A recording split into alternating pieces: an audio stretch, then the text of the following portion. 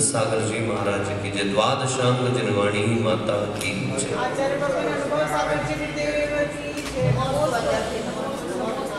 आज हम थोड़ा उसको बाद में देख लेंगे, पहले सलवार सिद्धि कर लेते, समय होते ज़्यादा।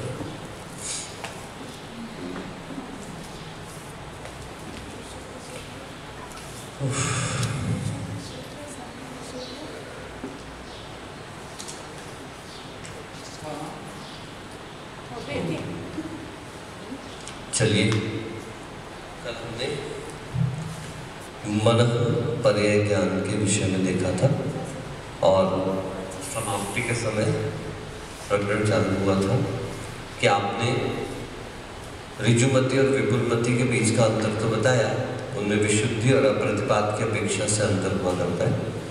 तो फिर अवधि ज्ञान और मन पर्याय ज्ञान के बीच में क्या विशेषता है, दोनों में क्या अंतर उन दोनों में हो सकता है उनके अपेक्षा से, कि है तो दोनों विकल्प प्रत्यक्ष, दोनों आत्मा से उत्पन्न होने वाले हैं, ठीक है ना। मति ज्ञान शुद्ध ज्ञान से विशेष ज्ञान की गरिमा रखने वाले अवधि ज्ञान मन पर्याय ज्ञान।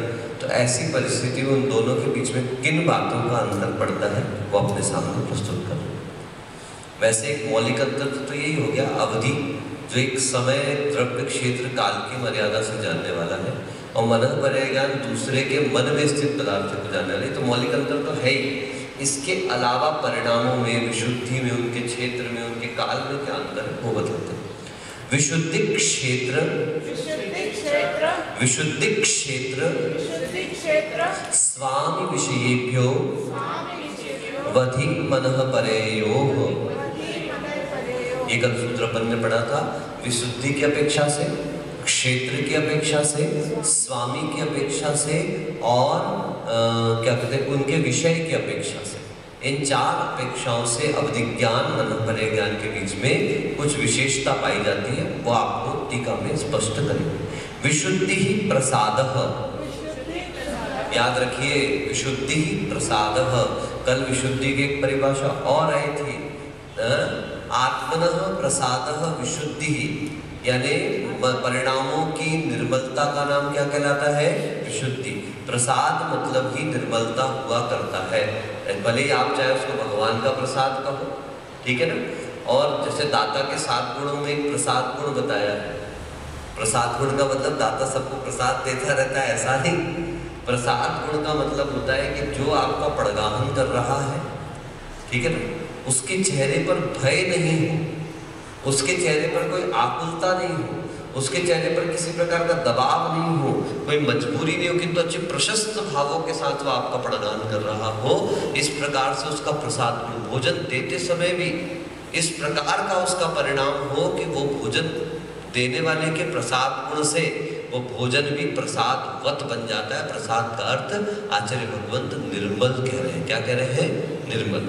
तो परिणामों की निर्मलता का नाम विशुद्धि हुआ करता है। कल भी टीका में आया था, आत्मनः प्रसादः विशुद्धि, यहाँ पर विशुद्धि ही प्रसादः कह के पुनः उसको डिनोट किया है। क्षेत्रम यत्र स्थान भावान प्रतिपद्यते, ठीक है ना। और स्थान, जिस स्थान में स्थित भावों को जानता है वह क्षेत्र हो गया, ठीक है ना। स्वामी प्रयोक्ता, जो ज्ञान को उपयोग करने वाला है उसको क्या कह दिया, स्वामी कह दिया, है ना। और उसके बाद तत्र विषयो ज्ञेयः, जानने योग्य जो पदार्थ हैं, बातें हैं, उसको ज्ञेय कहा जाता है। ज्ञान जानने वाला, जिसे जाना जा रहा है वो ज्ञेय, और जो जान रहा है वो ज्ञाता, ठीक है। ज्ञान, ज्ञाता, ज्ञेय, ऐसे ध्यान, ध्याता, अध्येय। क्रिया जो है वो ध्यान कहलाई, करने वाला ध्याता कहलाया, और जिस पदार्थ का ध्यान किया जा रहा है वो क्या कहला जाएगा, ध्येय कहला जाएगा। हर चीज में इसी प्रकार से लगाना, ज्ञान, ज्ञाता और ज्ञेय, ठीक है। तो विषय जो है वो ज्ञेय कहलाते हैं, ज्ञेय जो है वो विषय कहलाते हैं। तत्र अवधेय मनः पर्यायो विशुद्धतरः, उसमें भी अवधि ज्ञान जो है वो मनः पर्याय ज्ञान की तुलना में यदि देखा जाए तो विशुद्धतर हुआ करता है, यानी अवधि ज्ञान से मनः पर्याय ज्ञान विशुद्धतर है, ठीक है। जितनी विशुद्धि अवधि ज्ञान की होती है कि उससे अनंत गुणा अधिक विशुद्धि किसकी पाई जाती है? मनः परे ज्ञान वाले जीवों की पाई जाती है। क्षेत्र का कथन पहले कराए हैं, ये है कि नहीं, क्षेत्र मुक्तम, ठीक है। और दूसरा विशुद्धि ज्यादा होने का एक कारण और बता रहे, कुतः क्यों विशुद्धि ज्यादा है? तब कह रहे हैं सूक्ष्म विषयत्वात्, क्योंकि मनः परे ज्ञान का विषय अवधिक ज्ञान से क्या होगा? सूक्ष्म होगा। देखने में ऐसा लग रहा है यहीं का तो जान रहा है सामने वाले के मन का, लेकिन सामने वाले के मन में चलने वाले पदार्थ का चिंतन करने वाला, इसलिए और सूक्ष्म विषय हो गया। क्षेत्र मुक्तम, क्षेत्र जो है आपको पूर्व में बताया जा चुका है। क्या बताया जा चुका है भैया? अवधिक ज्ञान का क्षेत्र ज्यादा होगा, मन पर्याय ज्ञान का क्षेत्र कम होगा, क्योंकि मन पर्याय ज्ञान जो है वो ढाई द्वीप के अंदर का जानता है, मानुषोत्तर पर्वत के अंदर का, लेकिन अवधिक ज्ञान जो है वो मानुषोत्तर के बाहर का विषय भी जान सकता है। ऊपर बैठे बैठे देव यहाँ का विषय जान ले रहे हैं ना, इसलिए अवधिक ज्ञान का विषय क्षेत्र जो है वो अधिक होगा, मन पर्याय ज्ञान का क्षेत्र अल्प होगा, क्योंकि मात्र ढाई द्वीप के अंदर का ही वह जान सकते हैं। इस प्रकार से विषयों वक्ष्यते, विषय भी बताया जा चुका है। अवधिक ज्ञान द्रव्य क्षेत्र काल भाव की मर्यादा से रूपी पदार्थों को जानता है। मन पर्याय ज्ञान दूसरे के मन में चिंतित पदार्थों को जानता है, और केवल ज्ञान चिंतित अचिंतित दोनों पदार्थों को जानता है। स्वामित्वम प्रति उच्यते, अब स्वामी कौन होते हैं उसके बारे में आपको बताते हैं। प्रकृष्ट चारित्र गुणोपेतेषु वर्तते प्रमत्तादिषु क्षीण कषायन्तेषु। अच्छे उत्तम चारित्र गुण के कारण जो उत्पन्न होता है, प्राप्त होता है, वह मन पर्याय ज्ञान है। ऐसे चलते फिरतों को नहीं हो रहा है ना, इसलिए उत्कृष्ट चारित्र के धारियों को होने वाला है। इसका मतलब ऐसा नहीं कि आज जितने सब हीन चारित्री हैं, ऐसा नहीं कहा जा रहा, पर अब उस प्रकार की विशुद्धि आदि को उपलब्ध होना संभव नहीं है। प्रमत्तादिषु क्षीण कषायन्तेषु, प्रमत्त यानी छठवें गुण स्थान से लेकर के क्षीण कषाय है अंत में जिसके, यानी 12वें गुण स्थान तक के मन पर्याय ज्ञान पाया जाता है। तत्र च उत्पद्यमानः प्रवर्धमान चारित्रेषु न हीयमान चारिषु, ठीक है ना। इसमें क्या कहते हैं आपसे कि उत्पन्न होता हुआ भी वर्धमान चारित्र वाले जीवों के ही उत्पन्न होता है, घटते हुए जीवों के उत्पन्न। देखो विशेषता वर्धमान चारित्र पे यहाँ पे ऐसा मत लेना एकदम कि जैसे ऋजुमती विपुलमती, तो विपुलमती तो वर्धमान चारित्र वाले को था। यहाँ वर्धमान चारित्र का कहने का मतलब ये भी यहाँ पे ऐसा लेना कि जिस व्यक्ति के चारित्र गुण की वृद्धि हो रही है वह मन पर्याय ज्ञान को उत्पन्न करेगा, ठीक है। जिसके चारित्र गुण में अभी कमी आ रही है वह व्यक्ति मन पर्याय ज्ञान को उत्पन्न, चढ़ते समय उत्कृष्ट स्थिति को, अच्छी स्थिति को प्राप्त करते समय ही मन पर्याय ज्ञान की उत्पत्ति उसके होने वाली, अन्यथा होने वाली नहीं। प्रवर्धमान चारित्रेषु च उत्पद्यमानः सप्त विधानि,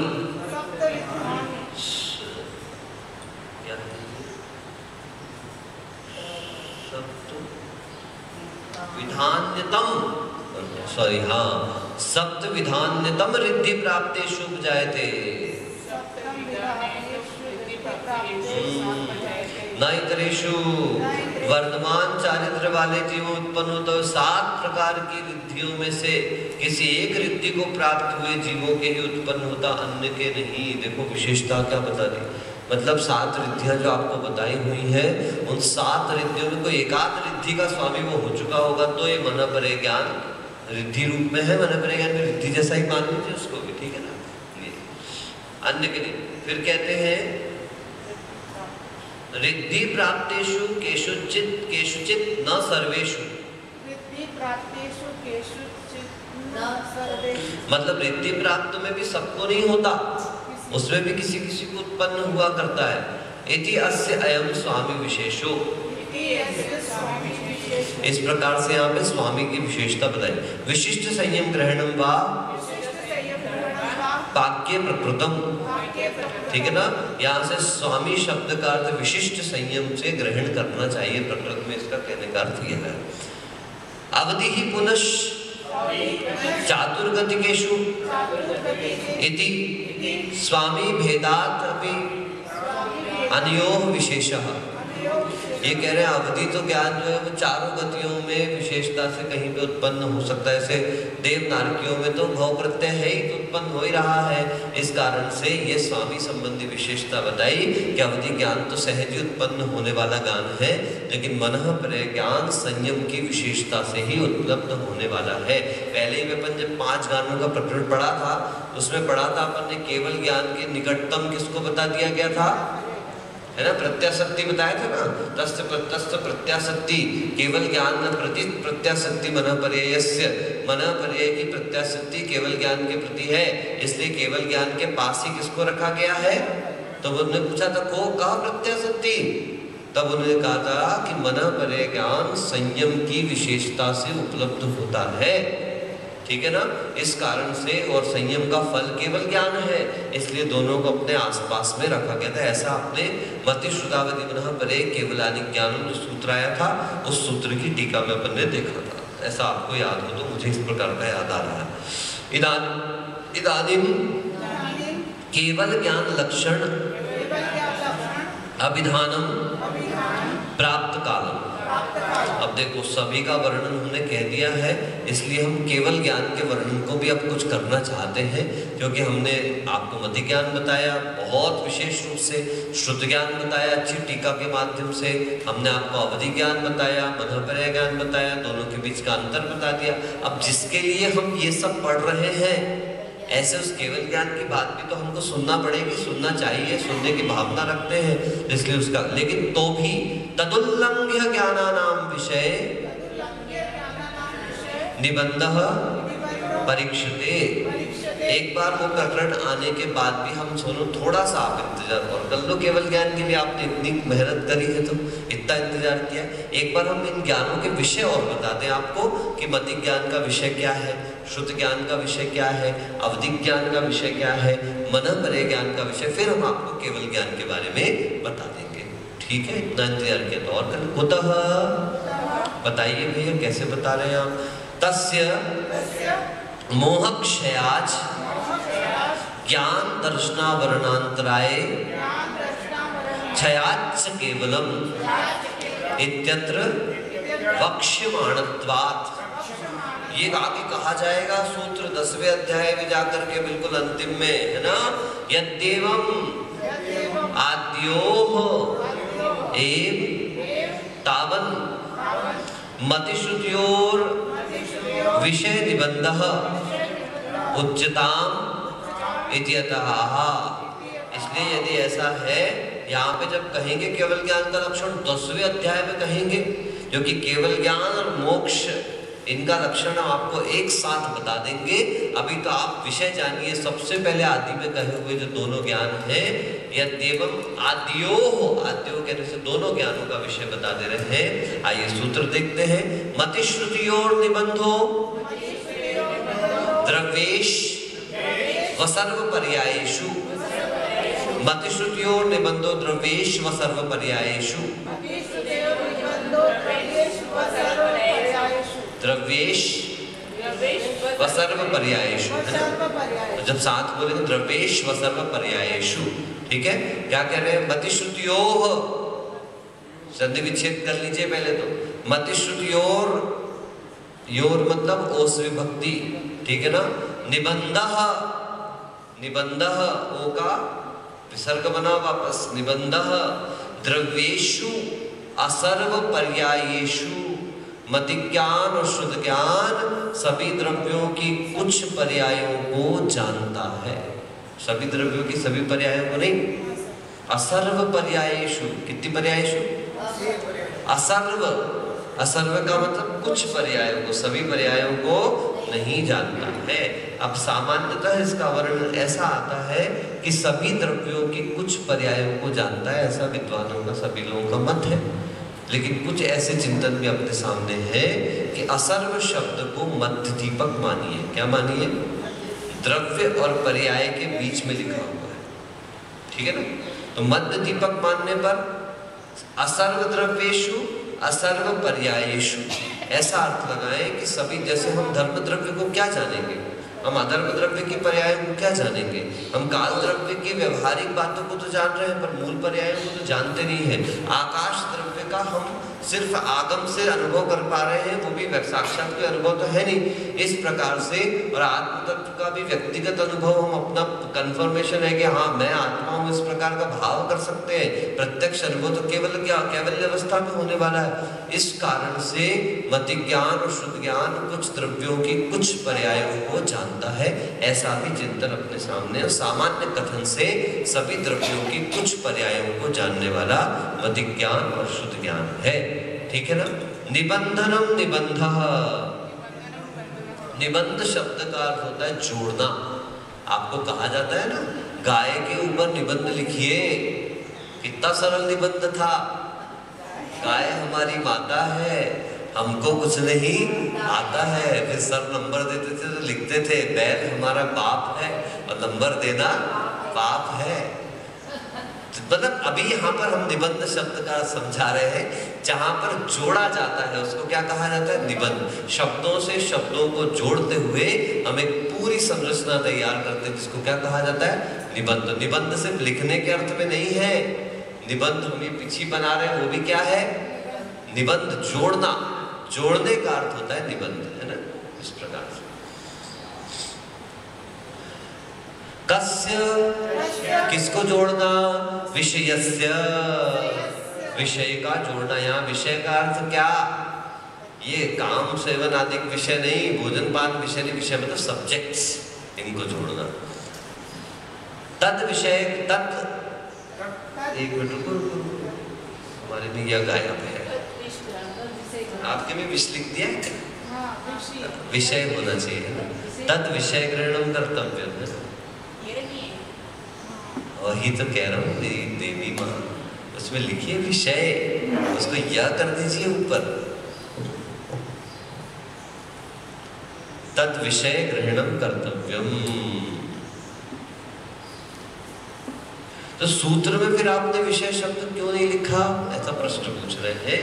तो कहते प्रकृतम विषय ग्रहणम, पहले ही हम यहाँ पर शुरू में विषय शब्द विशुद्धि क्षेत्र स्वामी विषय सूत्र आया था ना, उसमें विषय शब्द ले आए थे। तो बार बार हम थोड़े सूत्र में लिखेंगे। अब आप सर्वार्थ सिद्धि पढ़ रहे हो, आप तत्वार्थ सूत्र पढ़ रहे हो, तो इतनी तो रखो कि हर बार थोड़ा विषय विषय लिखते रहेंगे हम, आप समझिए ऐसा। क्वा प्रकृतम कहाँ लिखा हुआ है? लो लिख दिया, विशुद्धि क्षेत्र स्वामी विषयेभ्य इत्यत्र। ये सूत्र आया था इसके पहले वाला, उस सूत्र में विषय शब्द आ गया था। तो हम बार बार विषय क्यों लिखे यहाँ पर? अतः तस्य अर्थवशात विभक्ति परिणामो भवति इति विषयस्य इति अभिसंबंध्यते, है ना। वहां पे जो विषय पद को ग्रहण करने पे उसके अर्थ के अनुसार ही विभक्ति बदल ली है, इसलिए यहाँ पर षष्ठी विभक्ति के अर्थ में उसका ग्रहण है। ठीक है ना। इस प्रकार से आप जानिए। द्रव्येषु इति बहुवचन निर्देशः सर्वेषां जीव धर्माधर्म कालाकाश उद्गलानां संग्रहार्थः। बहुवचन निर्देश क्या? द्रव्येषु, सभी द्रव्यों का डिनोशन करने के लिए। टीका में तो सभी द्रव्य ही लिखा है। जीव धर्म अधर्म आकाश काल और उद्गल, ऐसे सभी द्रव्यों का संग्रह करने। तद विशेषार्थम असर्व पर्याय ग्रहणम, और उसमें फिर विशेषता बताने के लिए असर्व पर्याय, इनकी कोई कोई पर्यायों को ही जानता है। तानि द्रव्याणि मतिश्रुतियोर विषय भावम आपद्यमानानि कतिपयैरेव पर्यायैर विषय भाव मास स्कंदन्ति न सर्व पर्यायैः अनन्तैः अपि इति। ये कह रहे ये जितने भी सब द्रव्य जो है वो मति ज्ञान शुद्ध ज्ञान के विषय भाव को प्राप्त होते हुए कुछ पर्यायों के द्वारा ही विषय भाव को प्राप्त होते हैं। समस्त पर्यायों के द्वारा विषय भाव को प्राप्त होने वाले नहीं है। यानी कोई भी ज्ञान, मति ज्ञान, शुद्ध ज्ञान, अवधि ज्ञान, मनोपर ज्ञान भी किसी की संपूर्ण पर्यायों को विषय नहीं करता, वो केवल ज्ञान का ही काम है। नहीं तो फिर केवल ज्ञान में और इन ज्ञानों में अंतर क्या है? इसलिए अपने आप को सर्वज्ञ समझने की मूर्खता करना ही मनुष्य पर्याय का सबसे घातक विचार है। क्या? मनुष्य पर्याय का सबसे घातक यदि कोई कदम है तो क्या है? अपने आप को सर्वज्ञ मानने की भूल कर बैठना। मैं सिंहासन पर बैठा हूँ, मैं शास्त्र की पीठ पर बैठा हूँ, मैं जानकारी रख रहा हूँ, लेकिन मैं सर्वज्ञ नहीं हूँ। मैं आपको अध्ययन करा रहा हूँ, उससे पहले मैं आपके साथ अध्ययन कर रहा हूँ। इस प्रकार की भावना बलवती होगी तो ही यह ज्ञान की सरस्वती की उपासना होगी। और मैं ये मान के बैठ जाऊँ कि मैं सर्वज्ञानी हूँ और आप लोगों को पढ़ा रहा हूँ, ठीक है, गुरु होने के नाते पढ़ाते समय डांटना, डपटना, बोलना, थोड़ा नहीं करते हो तो थोड़ा नाराजगी दिखाना, ये हमारे लिए आवश्यक है, ठीक है ना। नहीं बोलेंगे तो फिर ढीलापन और बढ़ता बढ़ता चला जाएगा, ठीक है ना। अब कोई ऐसा बैठे तो एक बार टोकेंगे, 2 बार टोकेंगे, 3 बार टोकेंगे, फिर कल हमने बताया था एक बार बोले तो समझदार समझ जाए, तो 2 बार में भी ठीक है समझदार समझ जाए, तो 3 बार में ठीक है समझदार है, अब 4थी बार तो टोकना कहलाता है। सिखाना समझाना कहाँ तक चलता है? 3 बार चलता है, उसके बाद तो फिर टोका टाकी रह जाती है। और हमने आपको क्या कहा था? आज के लोगों को टोका टाकी नहीं पसंद है, क्या पसंद है? टिकटॉक पसंद है। लेकिन आप ज्यादा धोखे में ना रहे, टिकटॉक भारतीय सरकार ने बैन कर दिया है, इसलिए अभी कुछ नए सुनते लोग बताते स्नैक विस्नैक चल रहा है, तो कोई डस जाए उसके पहले अपने टोका टाकी की आदत को सुधार लीजिए, ठीक है। नहीं सुधारेंगे तो आप जानिए अत्राह। अब पूछता है कोई व्यक्ति प्रश्न है, जैसे आह शब्द आए समझ लेना शंका आ गई किसी की। आह आह आह जहां आए मतलब शंका। धर्मास्ति कायादीनि अतीन्द्रियाणि तेषु मति ज्ञानम न प्रवर्तते। मैंने आपके सामने पूर्व पक्ष रखा था कि कुछ द्रव्यों को तो उसका ही निराकरण यहाँ पे कर रहे हैं। तेषु मति ज्ञानम न प्रवर्तते, कि धर्मास्तिक आय आदि जो है वो अतीन्द्रिय विषय है, इंद्रियों से ग्रहण करने योग्य विषय नहीं है, तो उसमें मति ज्ञान की प्रवृत्ति कैसे चलेगी? अतः सर्वद्रव्येषु मति ज्ञानम वर्तते इति अयुक्तम। सभी द्रव्यों में मति ज्ञान की प्रवृत्ति होती। मैंने आपको पहले कहा धर्म द्रव्य, अधर्म द्रव्य, आकाश द्रव्य, काल द्रव्य, ये सब कैसे द्रव्य हैं? अमूर्तानि इति द्रव्याणि, ये सारे द्रव्य अमूर्त हैं। और जब अमूर्त द्रव्य है तो हमारी आत्मा मति ज्ञान जो है इंद्रियों के द्वारा होने वाला ज्ञान है। ये मूर्त इंद्रियों और मन से होने वाला ज्ञान कैसे उस अमूर्त पदार्थ को जान पाएगा? क्या मति ज्ञान से आप आत्मा को जान सकते हो? नहीं जान सकते। तो फिर आपका ये कहना भी अयुक्त है। न एष दोषः, ऑब्जेक्शन ओवररूल्ड।